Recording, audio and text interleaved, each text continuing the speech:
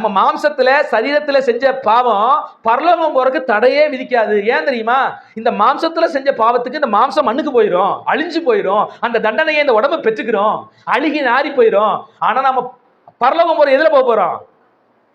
வேறொரு ரூபத்துல தான் போக போறோம். நம்முடைய ஆத்மா தான் பரலோகம் போக போகுது. அதுக்காண்டி இந்த சரீரத்தின் பாவத்துக்கும் நம்ம பரலோகம் போவதற்கும் எந்த சம்பந்தமும் இல்லை என்று ஒரு துர்போதகத்தை போதிப்பார்கள்.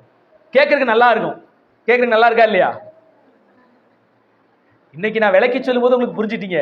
அன்னைக்கு பாவம் சரியா சத்தியத்தை புரியாத மக்களுக்கு அந்த பெருக்கமு சபையில் சிலர் எழும்பி சரீரத்தின் பாவங்கள் நம்முடைய ஆன்மாவை பாதிக்காது என்று சொல்லும் போது அவங்க புலகாயுதம் அடைந்திருப்பார்கள். ஆமென், அல்லேலூயா. அப்ப நம்ம என்ன செய்யலாம்? அதனாலதான் ஒரு குரூப் சொல்லிட்டு இருக்குது, சிகரெட் அடிக்கிறது என்ன இல்ல தப்பு இல்ல, தண்ணி அடிக்கிறது என்ன இல்ல தப்பு இல்ல, விபச்சாரம் செய்யறது கூட என்ன இல்ல, விபச்சாரம்னா செய்யலாம் சார். ஒரு பெண்ணை கட்டாயப்படுத்துறது தான் தப்பு. கட்டாயப்படுத்தாம விரும்பி என்ன செஞ்சுக்கலாம்? விபச்சாரம் பண்ணிக்கலாம். இப்ப லிவிங் டுகெதர் வேற, இப்ப அது விபச்சாரம் தான். அது விபச்சாரத்தை எப்படி செய்யறானா? இப்ப வந்து பர்மிஷனோட செய்யறான். லீகலா விபச்சாரம் செய்யறது பாத்திருக்கீங்களா?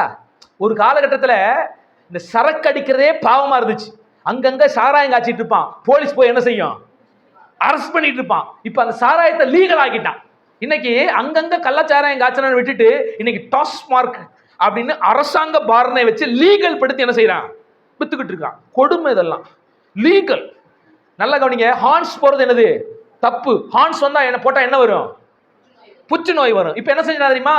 ஹார்ன்ஸ் நீ விற்கிறதா நாங்க அரசாங்கம் நாங்க தடை பண்ண மாட்டோம், ஆனா நீ என்ன செய்ய, இந்த பாக்கெட் மேல இதை சாப்பிட்டா புற்றுநோய் வரணும் ஒரு படத்தை மட்டும் போட்டுட்டு வித்துக்கும். சிகரெட் அடிக்கிறது தப்பு தான். சிகரெட் அடிச்சா புற்றுநோய் வரும், ஆனா நாங்க அரசாங்கம் என்ன செய்யணும் தெரியுமா? அந்த சிகரெட் டப்பா மேல இதை சாப்பிட்டா புற்றுநோய் வரணும், ஒரு உதட்டுல ஒரு புண்ணு வந்த மாதிரி ஒரு பின்பத்தை அதுல ஒரு போட்டோ ஒன்று போட்டு விட்டு என்ன செஞ்சுக்கலாம்? நீங்க பாவத்தை லீகல் படுத்தி என்ன செய்யறான்? விபச்சாரம் பண்ண பாவம், ஆனா பெண்ணை கட்டாயப்படுத்துறதுதான் தப்பு. அதே அந்த பெண்ணு விரும்பினா என்ன செய்யலாம்? தாராளமா போய் என்ன செய்யலாம்? செய்யலாம், தப்பு கிடையாது, அது லீகல். அங்கங்கே வந்து இந்த ரெட் லைட் ஏரியாவை வச்சு என்ன செஞ்சிட்டான்? பாவத்தை லீகல் படுத்தி வச்சிருக்கிறான்.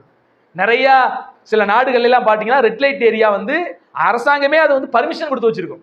ஓகே நடத்திக்கங்க அப்படின்ட்டு.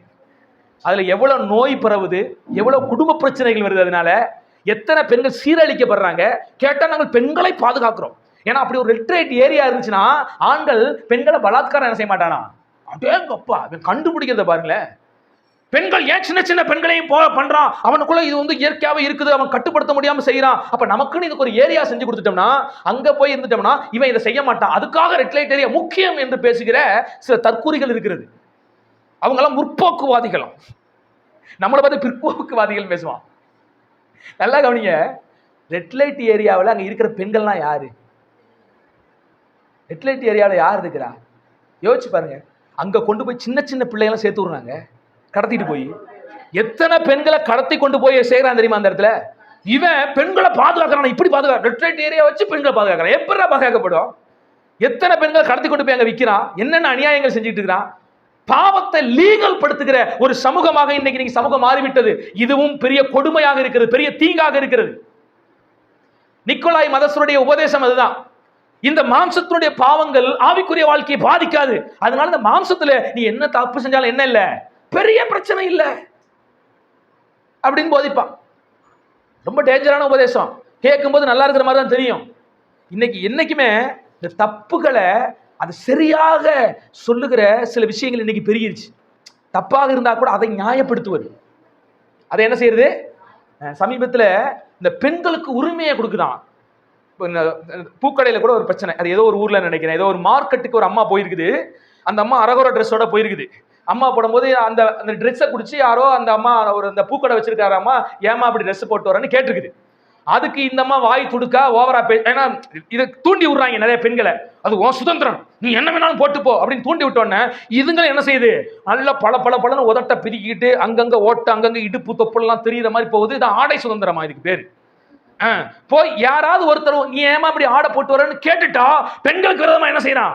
ஆடை சுதந்திரத்துல கைய வைக்கிறான் அப்படின்னு உடனே போர்க்கலாம். அதை ஒரு பெரிய இஷ்யூவாக்கி அதை நியூஸ் பேப்பர் வரைக்கும் கொண்டு போய் எங்களுக்கு நியாயம் வேணும், எங்களுக்கு சுதந்திரம் வேணும், பெண்களுடைய ஆடையின் மேல இவங்கெல்லாம் இது பண்றாங்க, வன்மத்தை கேட்கறாங்க, நான் எப்படி வேணாலும் ஆடை போட்டு வருவேன், ஓங்கன்னு பரிசுத்தமா பார்க்கணும். அசிங்கமா இருந்தா அசிங்கமா தான் பார்க்க முடியும். எப்படி அசிங்கத்தை சரியா பார்க்க முடியும்? உரப்பா இருந்தா உரப்பா தான் தெரியும். நான் உரப்பே போட்டாலும் நீ இனிப்பாக பார் சொல்ல முடியுமா? யாராவது நல்லா கசப்பு போட்டு கசப்பா பார்க்காத இனிப்பா பாருன்னு சொல்ல முடியுமா? இவங்க கிளாமரா போட்டுருவாங்களாம், ஆண்கள் மட்டும் எப்படி பார்க்கணுமா? பரிசுத்த கண்களோடு பார்க்கணுமா?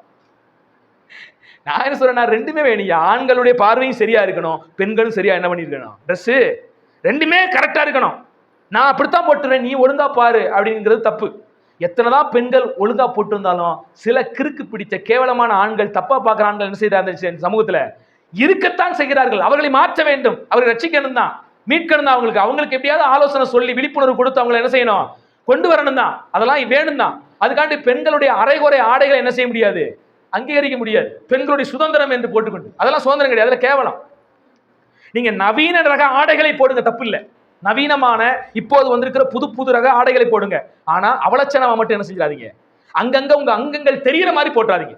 டைட்டா உங்களுடைய உடல்ல உள்ள உறுப்புகள் வெளியே தெரியற மாதிரி என்ன செய்யாதீங்க, ரொம்ப டைட்டா எல்லாம் போடாதீங்க.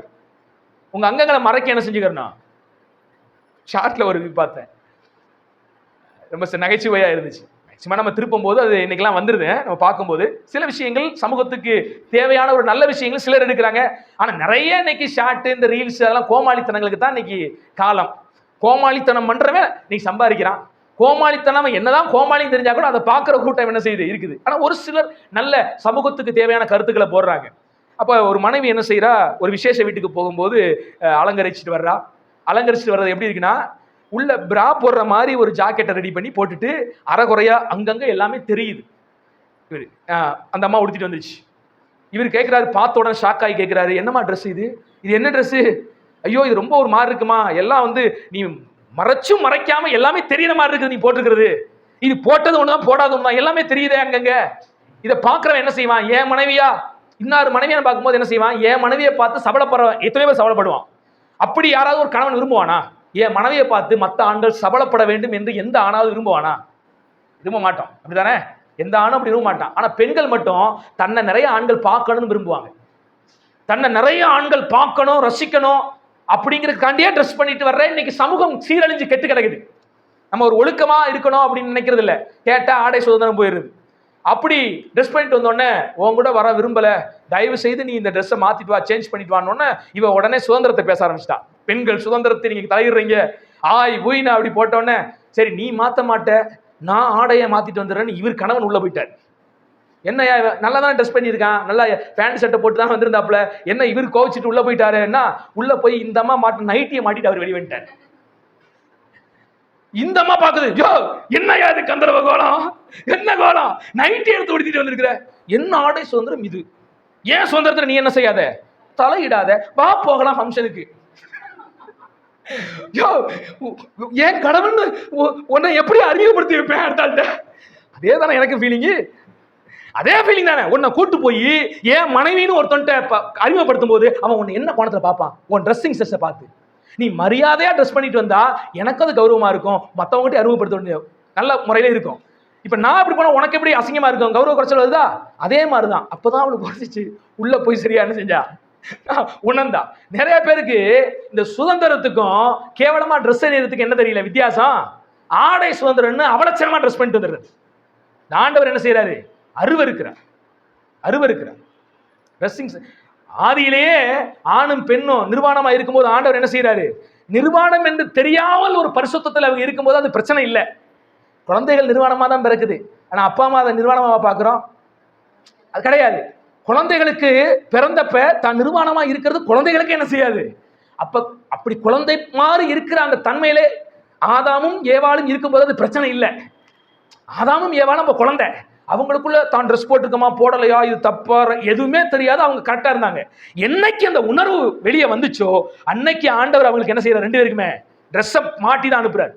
அவங்களுக்கு எந்த ஒரு ஆட்டை பலி கொடுத்து அந்த ஆட்டின் தோலை எடுத்து ரெண்டு பேருக்கு ட்ரெஸ் மாட்டி விட்டு ஆண்டவர் என்ன செய்யறாரு, அனுப்புறாரு. அப்ப நீங்க புரிஞ்சுக்கணும், இந்த உலகத்துல ஆணுக்கும் பெண்ணுக்கும் ஒரு ஈர்ப்பு இருக்குது. அந்த ஈர்ப்பு நிறைய இடத்துல அதிகமா போய் பெரிய பெரிய தவறுகளும் அடக்குமுறைகளும் விபரீதங்களும் ஏற்பட வாய்ப்பு இருக்கும் போது அதை தடுக்கிறதுக்கு நம்ம என்ன செய்யணுமோ அதை என்ன செய்யணும், செய்யணும். நம்ம வாழ்க்கையில ஒரு பெண் ட்ரெஸ் மாட்டிட்டு போகும்போது அடுத்த ஆணை நான் விழத்தள்ளக்கூடாதுங்கிற கவனம் ஒரு பெண்ணுக்கு என்ன செய்யணும். ஒரு ஆண் வெளியே போகும்போது அடுத்த ஒரு பெண்ணை நான் விழ செய்யக்கூடாதுங்கிற கவனம் என்ன செய்யணும். யாரும் எண்ணின் மித்தம் இடரக்கூடாது. ஏன் எண்ணின் மித்தம் ஒரு ஆள் கூட என்ன செய்யக்கூடாது. தப்பானவன் இங்க தப்பு செய்வான், சிலவன் அவனை கிடக்கட்டும், கர்த்தர் அவனை பார்த்துக் கொள்வார். சட்டங்கள் அதுக்கு இருக்குது. ஆனா நாம என்ன பண்ணுவோம், சரியா 4 பேர் தவறானவனா இருக்காண்டி நான் இப்ப தப்பு தான் செய்வேன்னு போகக்கூடாது. நான் என்ன பண்ணாலும் 4 பேர் அப்ப நான் எப்படி தான் போவாங்க. நோ நோ நோ, புரிஞ்சுக்கோ. அப்ப நிக்கோலாய் மதஸ்தருடைய இந்த உபதேசம் என்னன்னு கேட்டீங்கன்னா, சரீரத்தினுடைய பாவங்கள் ஆத்மாவை பாதிக்காது என்று சொல்லிக்கொண்டு சரீரத்திலே பாவம் செய்வது லீகல் என்று சொல்லுவார்கள். ரொம்ப டேஞ்சரான உபதேசம். அதான் கர்த்தர் சொல்கிறார், அந்த உபதேசத்தை நான் அருவருக்கிறேன் என்று கர்த்தர் சொல்லுகிறார். அல்லேலூயா.